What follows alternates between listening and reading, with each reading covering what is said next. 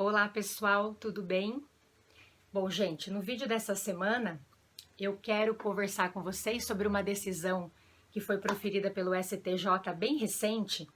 Ela foi publicada agora no início de outubro de 2020 e eu adorei particularmente essa decisão porque ela está falando, pessoal, ela toca num ponto da obrigatoriedade da realização da audiência de mediação ou de conciliação regulamentada pelo artigo 334 do CPC, quando o novo CPC, né, porque ela é uma regra nova, quando a gente tem ação de conhecimento que esteja tramitando pelo procedimento comum. Então, essa decisão, quer ver? Já vou até falar para vocês o número do recurso especial. 1.769.949, decisão, um acórdão aí proferido pelo STJ, primeira turma do STJ, a decisão foi unânime. O ministro relator é o ministro Napoleão Nunes Maia Filho. E aí o STJ, nesse contexto, nessa decisão, pessoal, ele toca nesse ponto da obrigatoriedade dessa audiência, porque a parte ré não compareceu à audiência quando o juiz designou. E foi fixada a multa, regulamentada pelo parágrafo 8º do artigo 334. E aí, essa parte ré se insurgiu contra essa multa, enfim, e o STJ disse que ela deve ser mantida, que é isso mesmo, que o artigo 334, ele é como regra geral obrigatório. Eu achei maravilhoso, gente.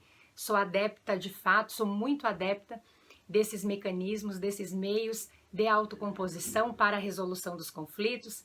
Acho que é importante uma decisão nesse sentido, porque a gente verifica que, muito embora exista essa obrigatoriedade no contexto que a gente mencionou como regra geral, muitas vezes a gente verifica que as audiências não acontecem, que os juízes não marcam mesmo as audiências, mesmo podendo designá-las. Então, me parece uma decisão bem relevante.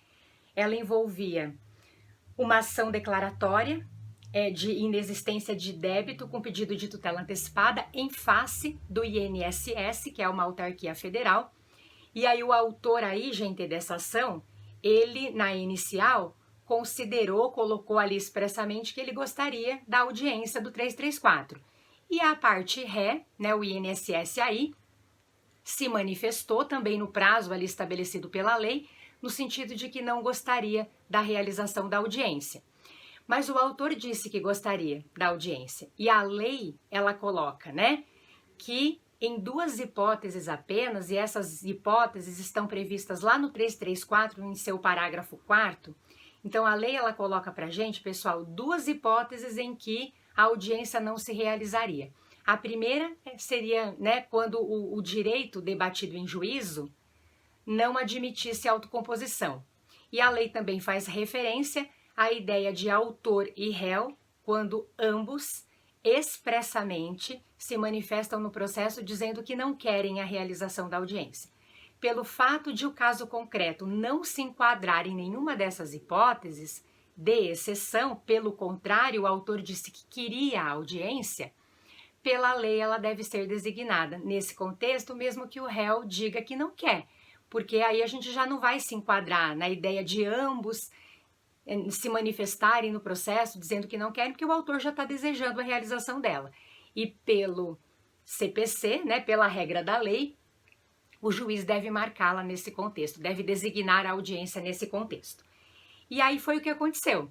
A audiência foi marcada, a parte ré, né, o INSS, não compareceu e houve a fixação da multa ali de 2%, considerando o valor da causa, porque o nosso legislador, pessoal, estabeleceu que esse ato seria considerado como um ato atentatório à dignidade da justiça. Vou até ler aqui, o parágrafo 8º do artigo 334 diz o seguinte: o não comparecimento injustificado do autor ou do réu à audiência de conciliação é considerado ato atentatório à dignidade da justiça e será sancionado com multa de até 2% da vantagem econômica pretendida ou do valor da causa revertida em favor da União ou do Estado.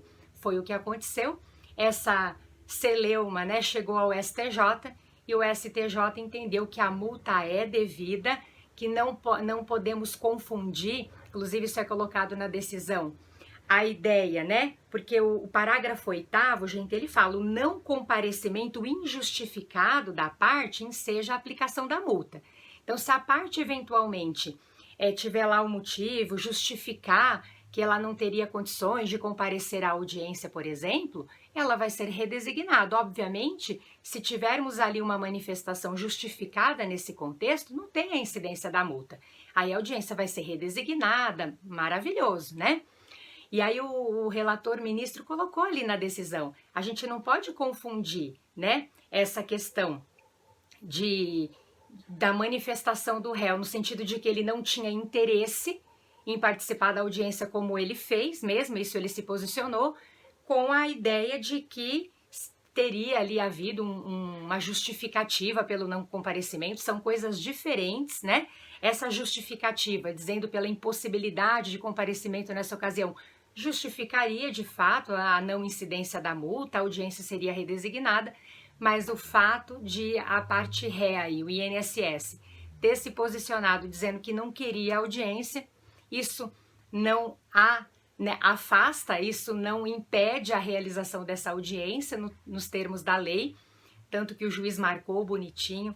Então, gente, eu achei bem interessante, né? Gostei bastante da decisão que foi proferida pelo STJ. Eu quero só, para finalizar, fazer a menção aqui a algumas passagens que o ministro mencionou em sua decisão que eu achei bem relevante. Então ele fala, ó, a nova legislação processual civil instrumentaliza a denominada justiça multiportas, incentivando a solução consensual dos conflitos, especialmente por meio das modalidades de conciliação e de mediação.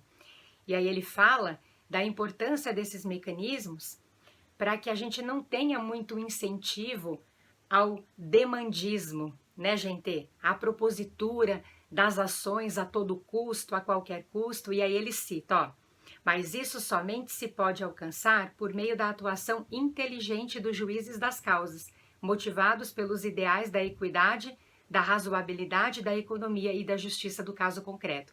Só para finalizar, ele cita alguns artigos do CPC que falam sobre isso, sobre esses mecanismos, né, de autocomposição, que eles precisam ser incentivados, inclusive no curso do processo judicial, por juízes, defensores, Ministério Público, advogados, né? E aí ele coloca assim: esses dispositivos do CPC pressupõem que os julgadores abram as mentes para a metodologia contemporânea, prestigiadora da visão instrumentalista do processo, levando-o progressivamente a deixar de ser um objetivo em si mesmo. Pessoal, recomendo a leitura dessa decisão. Meu objetivo aqui foi compartilhá-la com vocês, tá bom? Então era isso. Por hoje é só. Espero que vocês tenham curtido, né? Eu curti pra caramba essa decisão. E a semana que vem, então, na semana que vem a gente volta para poder falar mais um pouquinho sobre o processo civil. Obrigada, pessoal. Um beijo. Até.